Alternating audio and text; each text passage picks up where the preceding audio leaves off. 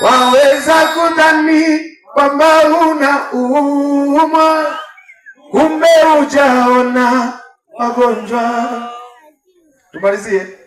Ukishawaona wagonjwa wenyewe, unaweza kupona bila dawa. Mungu anao watu anaoamini, watu wenye misuli ya imani. Wao wanapopita kwenye magumu, wanamtukuza katika hayo.